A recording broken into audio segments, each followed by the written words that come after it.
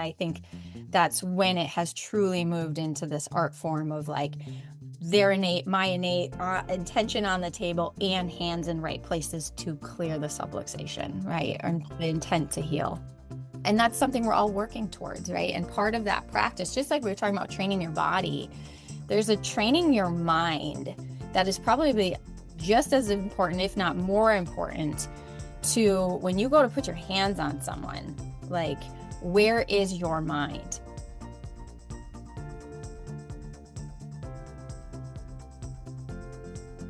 Hello, and welcome to Build Your Remarkable Practice podcast. This podcast is dedicated to chiropractors who are in the seasons of launching and building their practice. Join myself, Dr. Lona, and my co-host, Dr. Bobby, as we have conversations each week as it relates to building the practice of your dreams. And remember, you can have a remarkable practice as part of a remarkable life, not instead of one. We're here to lead you on the way. All right, welcome back to the Build Your Remarkable Practice podcast. And we are back today, resuming what we just started, which is we're going to start with, we said there's 4 legs to this chair that we want to talk about. And that's the art, that's the science, that's the philosophy, and the business acumen. And so this week, I'm back with Dr. Andrew, and we are going to tackle the art. So welcome back, Andrew. Good to see you today. Good to be back. I'm fresh off of Better Results Faster. Yeah, I'm all fizzed up. Yeah, right on. Okay, well, with that said, why don't you kick us off? When you think what you said, you love being able to deliver the goods, and you've always been somebody who was like priding themselves on being able to adjust well, right? Mhm. Like, so let's just talk about like how important being able to deliver the art of chiropractic is for any practitioner, but certainly our new practitioners coming in, they're building their practice. They might be feeling a little less confident at times with their ability to deliver the goods. Like, how'd you build that muscle? And what are some of the advice you give maybe your associates or other young docs as they're working on this? Well, we talked about a little bit about this last week about around my sporting background growing up and how helpful that was to just pick up that like hand-eye coordination, that touch. And, one of the things now, I don't play sport anymore, but being fit and healthy, like you really can't undersell that as like 100% necessity as a chiropractor. Our profession is, number one, riddled with people who've had to retire early or who've had to turn to like crisis points of surgery because they've done a shoulder or a wrist or something like that, adjusting. If you want to have a long career, the first port of call is practicing what we preach in terms of fit and healthy. But, we talk about the 3-legged stool all the time for like patients and corrective exercise. And I always frame corrective exercise as like, we're building, strength and resilience against stress. And adjusting is physically stressful. If we're talking about what of the 3 stresses hit the chiropractor the most, you got to say, I don't know, physical and emotional, probably, probably both up there. If you're running a business, the emotions are high, but the day-to-day of adjusting, if you're not, number one, getting adjusted, number 2, looking at how you can make your technique more safe, more sound, whether that's working on your abdominal bracing, whether that's working on your setup, and number 3, if you're not in the gym getting strong, you're putting yourself at risk. And you're probably like, I saw this great quote the other day from a dad, and it's like, if you let your fitness and your health decline, you are disrespecting the people that need you to be fit and healthy. Ooh, that's And good. I was like, that is so true. As a dad, that's true. But as a chiropractor, if I'm letting my fitness and my health decline, I'm letting my patients down. I'm disrespecting them because I can't deliver the goods. Yeah. Oh, I love that you started here, actually. And I wouldn't have thought to start here, but I think that, last week offline, we were talking a little bit of how important it is in delivering with your hands, this like body awareness for yourself, because we don't want to injure ourselves. We also want to be able to trust our system. And it is an athletic profession, I would say, because you have to have so much mind body control and the ability to quickly move your hands and your arms and your legs and all in a coordinated fashion. So in our team, we have quite a number of chiropractors over the years. I have noticed that people who are generally a little more athletic seem to pick up things, tend to pick them up quicker. Mhm. Now, that doesn't mean that if you're not an athlete that you couldn't get this. I just think that the amount of training you put in, not even just on technique, which we'll come back to, like some of the seminars and the things that have built our confidence in delivering care, but also the training you put in every day, with your physical body, like Andrew's saying, like, we've got to be in the shape to deliver this, especially if we're going to want to build a higher volume practice. I can remember early on seeing 50 a day, and or maybe it was under 50 a day, and I had heard of a car who was saying seeing over 50 a day, and I thought, how in the heck do they do that? Because I was already like tired. And then I realized as I was seeing more volume, that first of all, like non-negotiables for me where I needed to lift some weights and I needed to go to yoga often, because that seemed to help my body be able to just handle the Mhm. physical demand as I was going over 50 a day.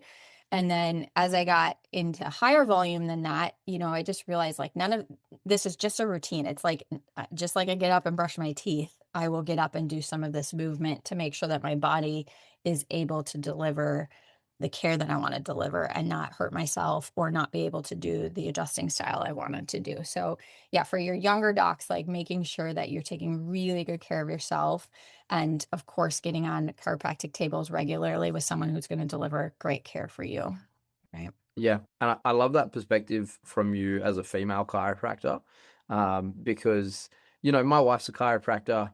I've got a phenomenal tech CA who is in her 5th year, so she's graduating at the end of the year. She's going to start with us, and the truth is that I don't know. Like, I'm 83 kilograms right now. Like, I don't know what that No relates to idea in what that pounds, but means. I Yeah. think it's using my CrossFit knowledge, I think that's 185 pounds.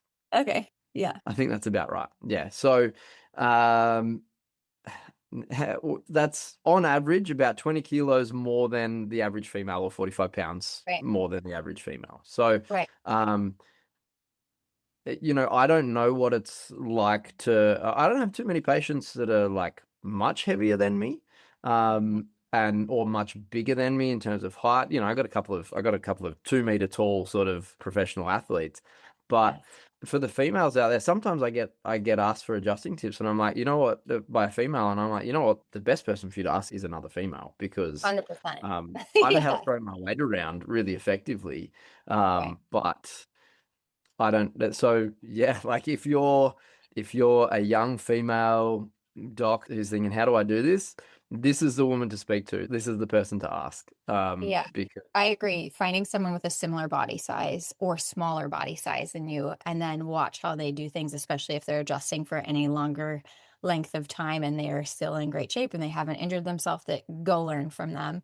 My early experience right out of chiropractic school or at the end of chiropractic school was learning from a 5'2" woman Mhm. who adjusted, manually. And I picked up so much gold from her, because you're right. Most of our instructors were quite a bit bigger than me with more weight behind them. And it wasn't that I'm 5'7", so I'm not a small woman, but I'm not heavy either. So like learning how to use speed to my advantage and my own body positioning, and certainly the patient's body positioning, which I do think, plug for Syntropy too.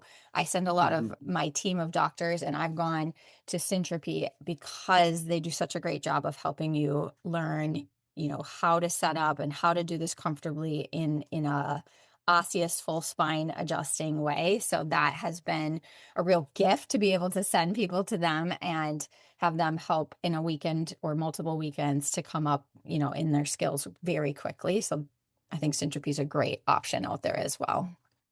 Yeah, and I think kind of building on this conversation, probably the greatest tip is for you to stop perceiving your size as a disadvantage.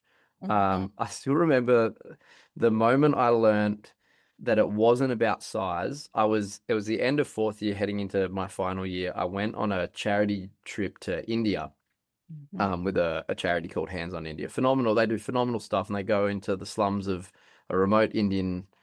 I guess it's a village, but it's still 1 million people. We're talking open sewers, and half the population are just on $1 a day. So we'd go in there and we'd adjust them. We'd do the closest thing that they'd see to a DC or to any kind of medical practitioner. I think we talked about this. I had people walk in Yeah, we 3 did a days little bit. upstairs, right? But one of the supervising clinicians, because I was a student, was this very small Asian female. And I asked her for an adjustment one night after seeing a bunch of people, and she's set me up in a side posture, and I'm thinking, no way is this going to go. Yeah. And then bam, it was I'm talking 15 years ago, and I'm still thinking of that side posture. And that was when I was like, I try not to swear in the story, but I was like, holy cow, like this is wow, like it's speed and precision, right? Yeah. And you don't need to be big to be fast and precise. And I think males, we can get a little bit lazy because we can just kind of, Muscle hope through it it. through. Is that really correcting a subluxation? And this probably kind of like, I was thinking about this today, and I was like, okay, so what tips are we going to talk about? And I was like, you know what? The biggest tip that I can give anyone that wants to improve their adjusting is adjust to heal and correct the segment, not adjust to cavitate. Mhm. And once you get it, there's a big difference. But people might be listening thinking, what the hell is he talking about? I thought it was all about the cavitation. But you can take something to that paraphysiological space where it goes click. It doesn't mean that the subluxation is corrected. It Right. doesn't mean that the neurology is resetting, the tissues are rewriting. It doesn't mean that the person feels your intention and your energy on that adjustment. And I would say, of the young docs that I've worked with and coached, and even just generally, and the difference even between a student and an experienced chiropractor is the concept of adjusting to cavitate versus adjusting to heal and adjusting to change the body. That's it. That's everything. That's what we do. There's two things there, Andrew, that I think are great points to maybe double click on here. One, and I think all of us go through this learning phase. We're always learning. There's a reason we call it practice, right? Mhm. But is first and foremost, you tend to go through, I think, you needing to have a real left-brained approach to adjusting. And that's usually also where like following a technique fully, so for me, it was Thompson, learning all the, Mhm. what's the Deerfield positives and the Deerfield negatives, and like, what does this mean when this shows up? And what is a check? Like, when I look at someone and I'm doing an analysis, what does this show me? Right. So that I know what I'm actually trying to clear based off of what the cues are from their body. And then I think as we get more artful of it, where we can Mhm. use the left brain, but there's also this like very intuitive connected sense too of, what your hands, what your heart, what your intention is telling you. I think that's where it becomes a little less like it's a mechanical understanding, and that's more Mhm. where, I don't know, you get adjusted from some of these very long term. They've adjusted thousands and thousands of people over the year, and you're like, wow, that was just different. And their hands may have gone on the exact same segments, but something different happened there. And I think that's when it has truly moved into this art form of like my innate intention on the table and hands in right places to clear the subluxation, right? And Yeah. the intent to heal. And that's something we're all working towards, right? And part of that practice, just like we were talking about training your body, there's a training your mind that is probably just as important, if not more important, to when you go to put your hands on someone, like, where is your mind? It's almost like, to me, adjusting is like a meditation, right? Where it's like, I'm Mhm. just going to clear myself out and clear myself out. And like, if my brain goes somewhere I don't want it to go, I snap it back to like, who's the right in front of me? What do they need today? And that's part of the reason why I love adjusting, because almost nowhere else in my life do I feel like I get to be like, just so present time, right? And I don't know if you feel that way, Andrew, but that is one of I'm laughing because I 100% relate, because we're on the other side of the world to each other, pretty much in the same circumstances, running a business, coaching docs, looking after patients. We love to do it. Being a mum or a dad you've got 3 kids, don't you? I have Yeah. 2 kids and Two 3 kids, two. stepdaughters, so I got Yeah. 5 kids Okay. sometimes.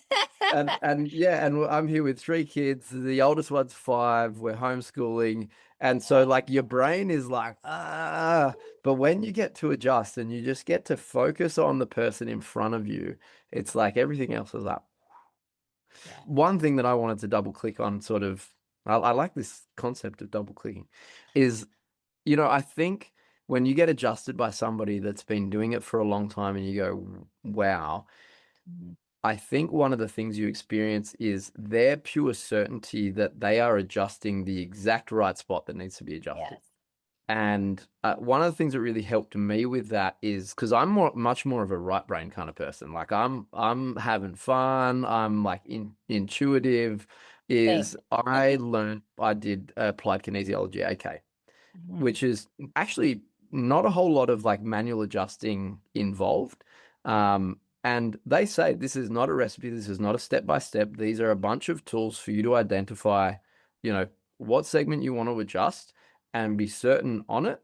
And then how you adjust it, whether that's Thompson, whether that's activator, whether that's impulse or arthrostim, diversified, God said, whatever, that's up to you. But this allows you to go, that's the spot I want to adjust. And there's a handful of AK specific like adjusting techniques, but that's really about it.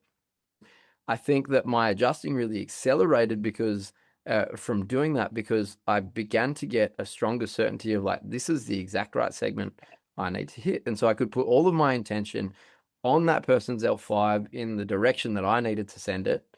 And I guess now if somebody came and observed me, they wouldn't see me doing a whole lot of like outward AK because now I've done the repetitions tens of thousands of times and I can go pattern recognition.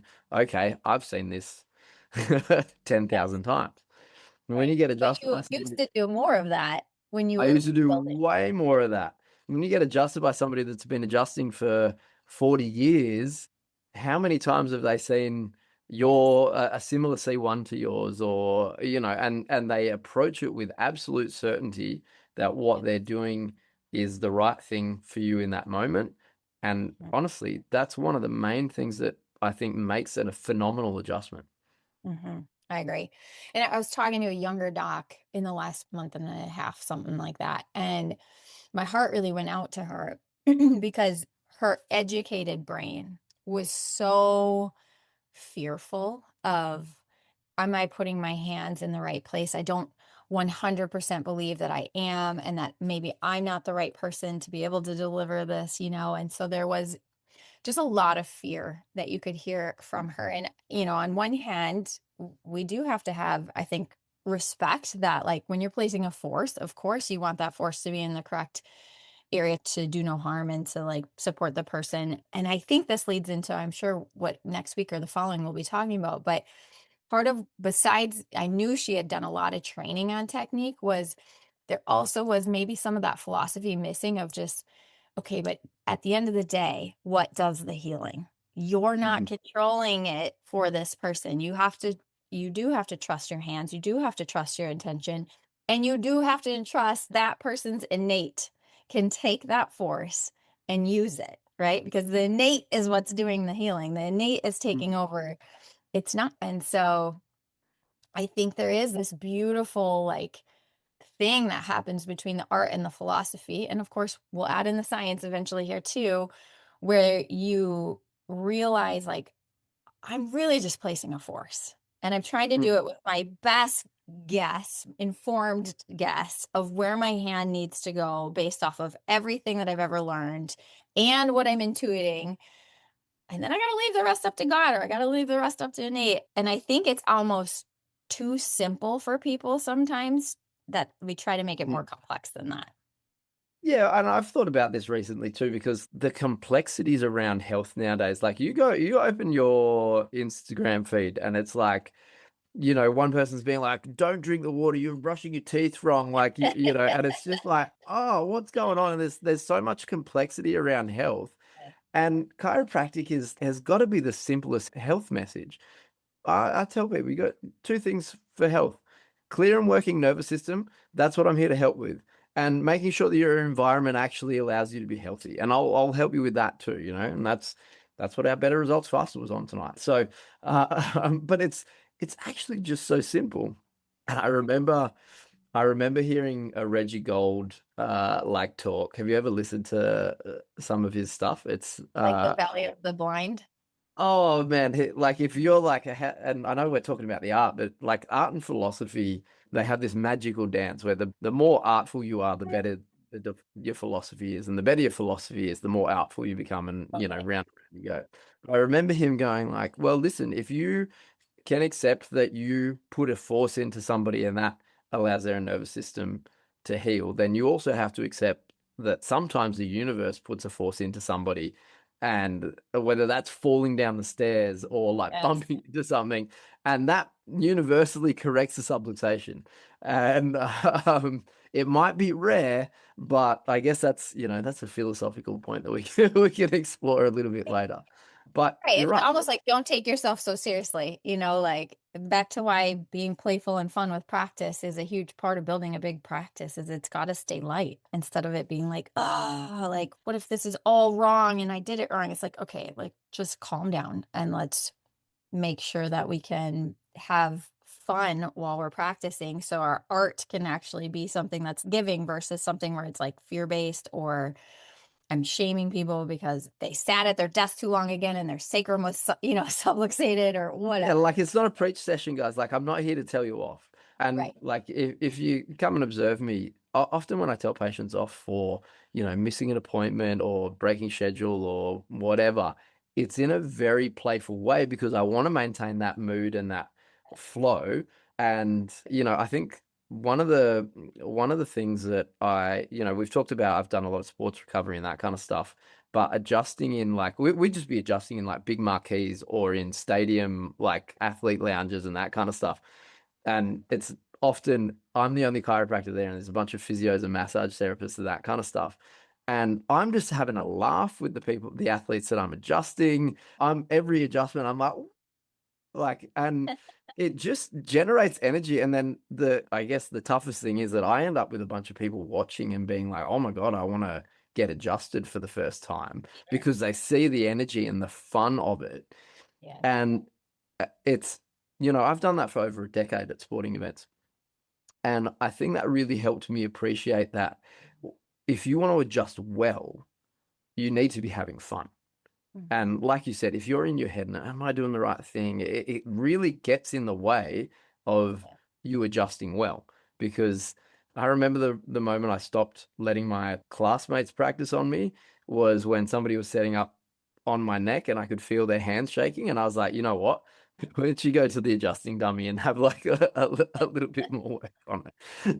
That is not the vibe that's going to deliver like good adjusting. Right. The more fun you have, the more certainty you have, the better your thrust is, the better it clears their nervous system, and the better innate takes over. And that's the points, right? All right. So recapping, because I think we could do like a lot of segments on this one. We do Uh 10 episodes on this. I know. Number one, if you're new in practice, I would get around people your size, learn from them, make sure. I think it's just a great idea for every chiropractor. Doesn't matter how long you've been in practice, like at minimum, every year you get to some form of like a technique or hands on seminar just to learn more. I don't think that's ever a bad idea. We have to stay, I think, hungry to keep developing our skills.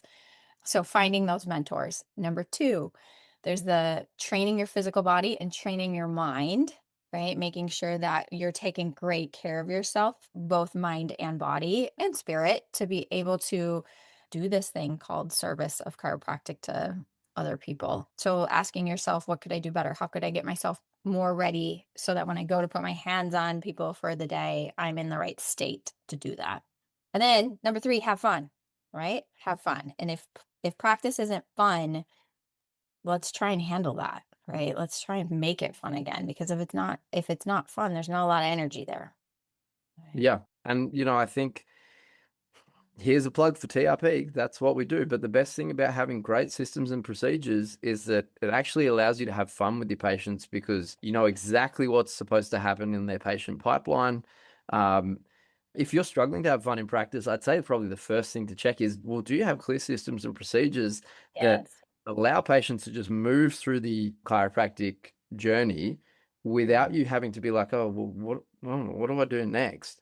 So that you can just go, cool, let's have fun. I know exactly what I need to do if it's a progress exam, or I know exactly what to do or say on a day 3, and then I can just focus on the adjusting and I'm not tripping over my words. I know exactly what to do for table talk, so I can just focus on adjusting. TRP really takes the it really just gives you the tough stuff about running a practice so that's taken care of so that you can do the fun stuff, which Yeah. is, to me, fun. Adjusting's fun. I always say to people, if you gave me $30 million and I could live set for life, I'd still adjust people because I just love to do it. Yeah. I can see that. And that's awesome. Okay, last question for you, Andrew, while we wrap this up. How many times do you think in a day of adjusting or being in the office, you're like belly laughing? Or, well, belly laughing or being cheeky with a patient is Yeah. like every single patient. Like, Yeah, I know. um, That's awesome. yeah, I had one in my afternoon shift today, and she was giving me a hard time. And most of my patients, when they get to know me, they know when I'm being cheeky and they're cheeky right back. And it's honestly the most fun. And it just doesn't make going to work a chore. Like it's a joy to It's go to work. attractive. It's attractive for people to want to be in space with people who genuinely enjoy serving, right? So just let's not take it so seriously that we lose that art form of just like human connection, having fun with people, doing life with people, and then, yeah, like replacing And a force. and I think that gets it out of the way where you can actually care about them too. Yes. So, yeah. God, I love what we do. Yeah. It's amazing. It's an amazing career. I agree. All right. I will see you next week and we'll continue this conversation. On to philosophy. Woo! That's my Let's favorite. go. All right. See you soon. Bye. Hey everyone, please listen in for this next bonus interview of one of our remarkable success partners. They all help us help more people find the benefits of chiropractic. So listen on. What's up, Remarkables? Welcome to another segment of our Success Partner Conversations. I'm Dr. Stephen France, and I've got a very special guest here, one of my buddies, one of my surf buddies, Dr. Miles Bosman. What's up, Miles? Hey, buddy. Good to see you, man. Thanks for Big taking wave, the time. Miles. Yeah. So Miles and I have known each other for years, but we got to know each other in one of the best ways possible, which is in the ocean. We went to Mexico together, caught some awesome waves out in Yeah. Salinas. That was just amazing. Miles, it's been too long since we've been in the water together.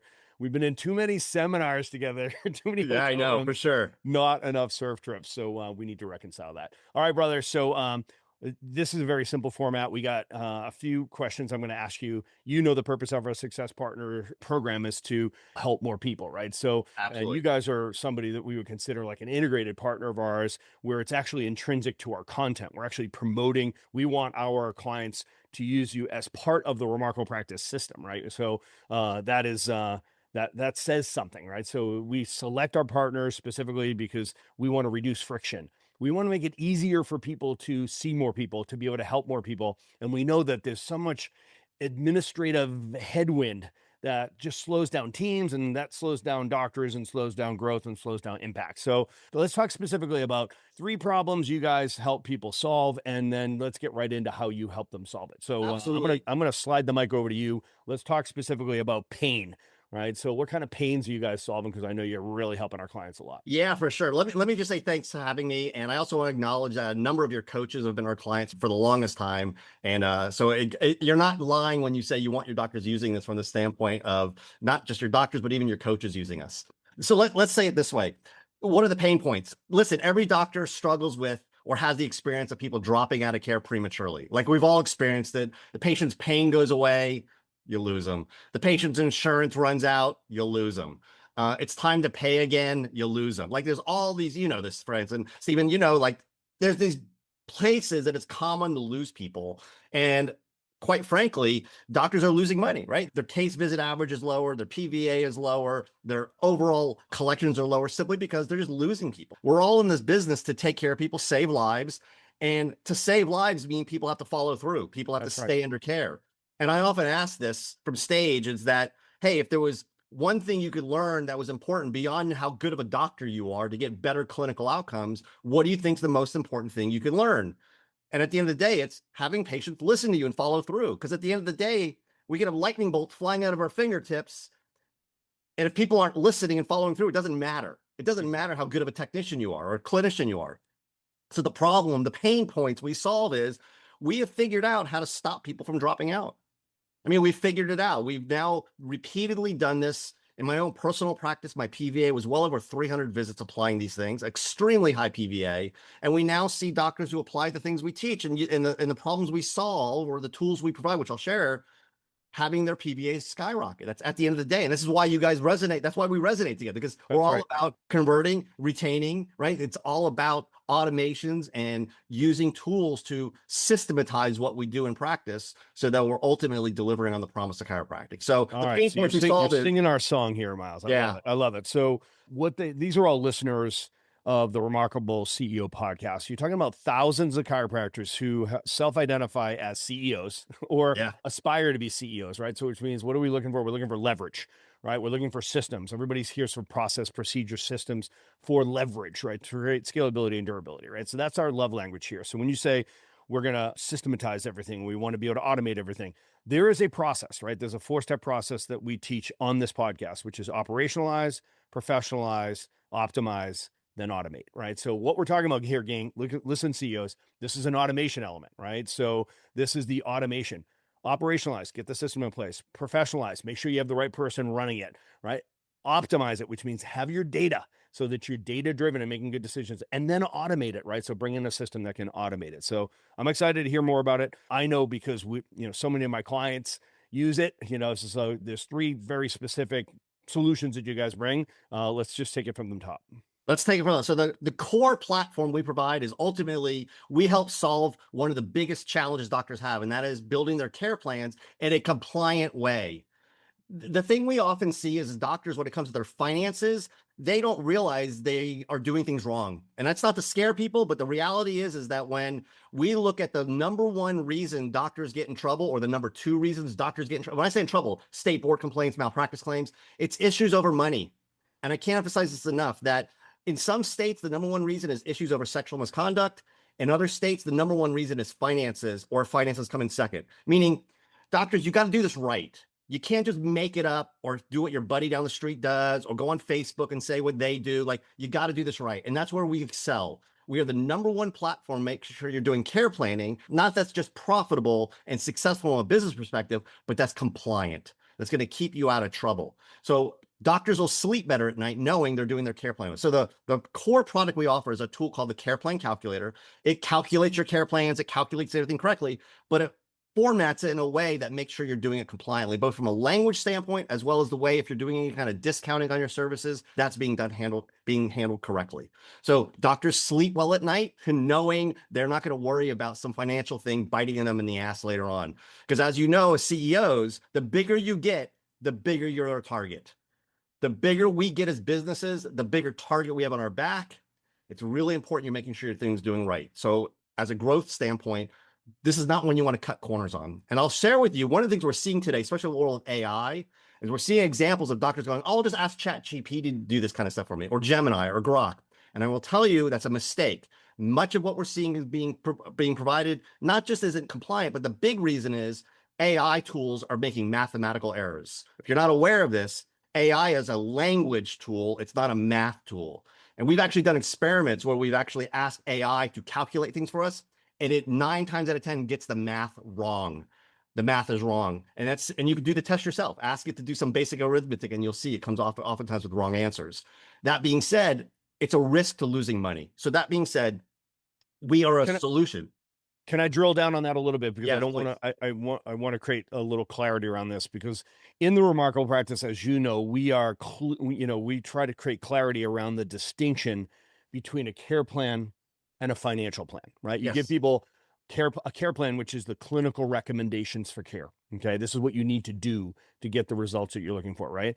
And then the financial plan is the economic agreement, right? That's the financial agreement that you put in place. So this product is the care plan calculator, which I believe, my understanding of it is that It's a financial tool. it gives, you're taking the care plan and applying it to, you're taking the rates of the clinical services and you're calculating the financial plan from that, right? Yeah, Just and I think we're just using different language. We refer to it as the treatment. We've always referred to it as a treatment plan as the clinical part, and the care plan was the financial part. But I can understand where the confusion could come from. Yes. The financial part, care planning is like from my perspective, the way we use the term care plan is the financial, and then we refer to the treatment plan. Same idea. We have the treatment part and the financial part. That's exactly right. And you'll ask 100 chiropractors what terminology they use, and you'll get 100 different answers. Exactly. And I want to make sure that we don't confuse this audience who does hear that. So I want to make sure everybody hears that. Thank you for clarifying that. It is the financial plan that we're talking about, doing the calculations for that. Absolutely. All right. I didn't mean to interrupt you. Keep going, Miles. So the next thing is, we solve the pain point of making sure you're doing that stuff compliantly, according to the federal government's rules, et cetera. All of that stuff is taken care of. The second thing we offer is, when it comes to your financial plan or care plan in this case, and there's money involved, there's a variety of ways you can collect that money, right? You can have people pay for it one visit at a time. You can have people prepay. You can have people make a down payment. There's lots of ways you can model that. We've identified, and I'm sure you're aware of this, the best way of doing this is to have people on some form of monthly payment is the absolute gold standard. And even more than gold, platinum, is to have them make a down payment followed by smaller monthly payments. That model is absolutely killer to do. That means you got to process those payments. So we are a payment processor too. So you could use our system to run those payments, those recurring payments. And I know chiropractors have lots of alternatives, and there's other companies that offer those kind of services in this world today. We've been doing it for the longest in chiropractic, and we have a team of people who know how to handle this in a chiropractic office. If you are interested in migrating to us from another platform, we do make it really easy where we automatically can import your auto debits into our system for you. So a migration from another platform to us becomes very simple to do. We do this probably every week where we have people leaving another, competitor who's doing payment processing, and they come over and we're able to actually migrate their data very quickly. So you said something there that I don't want to miss because you blew right through it, but it was gold. So as we talk about financial plans, there's 50 ways to skin this cat, right? You can do pay as you go. You can do pay if you want.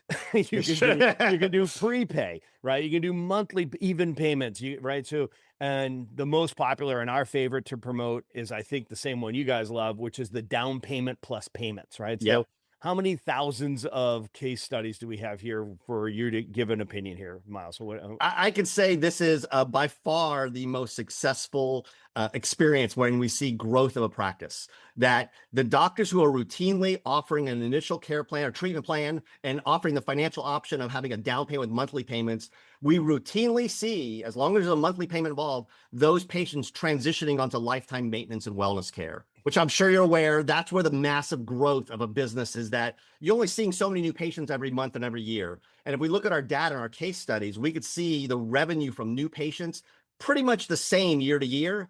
But where the massive growth of the company comes from is they're piling more and more people into their wellness and maintenance programs on these monthly payments. And that's where this growth goes, and they 10x their practice over the course of a decade.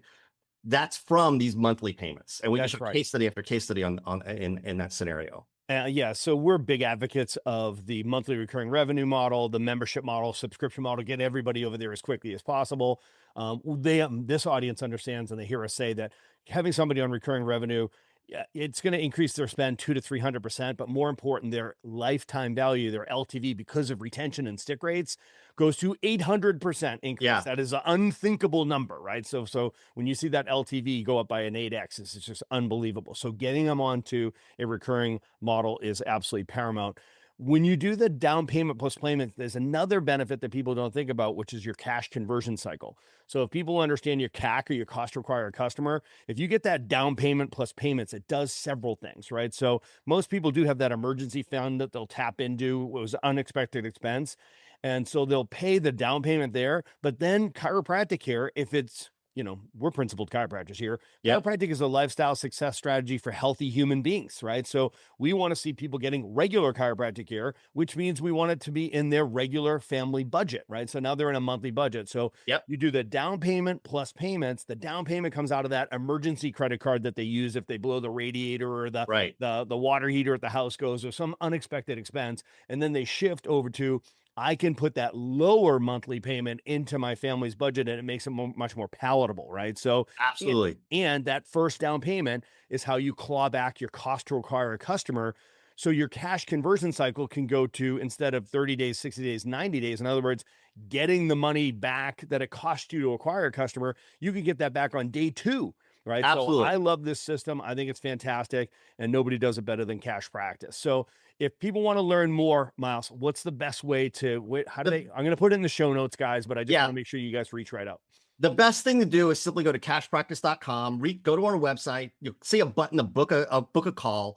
The best thing to do is actually just have a quick 10-minute conversation with one of our team members. That way they can just see if it's a right fit for you before we go into demos and before you make any big commitments or anything. Just to have a quick conversation with our team. They're skilled at asking the right questions and seeing whether they're a right fit. If you're coming from TRP, I'm guaranteeing you we're likely a right fit for you. We're in sync with 100%. what we do. And simply there's no obligation, but they'll schedule a time for to do a demo, demonstrate our software, answer your questions. If doctors simply go look at our reviews, go to our Google reviews, go to our Trust Index reviews, maybe we'll give you a link for that for you to be able to see our reviews. You'll see we have hundreds of reviews, all 5-star, everybody raving about what we do because it kicks ass. I can't help but say it. We've been doing this for a long time. We kick ass at what we do.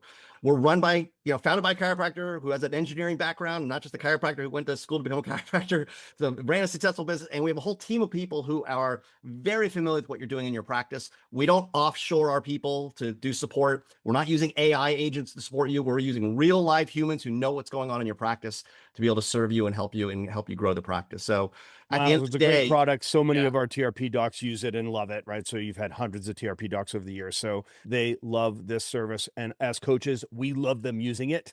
I'll tell you that right now. So self-serving, I like my clients to use it, right? Because I know that they're doing it right and they're not distracted by doing something wrong or getting the big distraction of getting busted for doing something wrong, right? So you're a remarkable CEO. You lead a remarkable team. Holly's extraordinary. And I know that, you've always traditionally had such a great team. I appreciate that about you, man. Thanks so much for all you do to help our chiropractors help more people, brother. Absolutely, Stephen. Thank you so much for having me. And we're looking to being a further service to the TRP team. Cash Practice, Dr. Bosman. Love you, brother. You too, buddy. See you, buddy. Thanks for listening to this episode of Build Your Remarkable Practice podcast. Remember, what the world needs now is chiropractic, and what chiropractic needs now is more successful chiropractors. If you like the podcast, please subscribe, share with your friends, and leave us a review. And if you'd like to connect with us personally, please click the links in the show notes to schedule a call.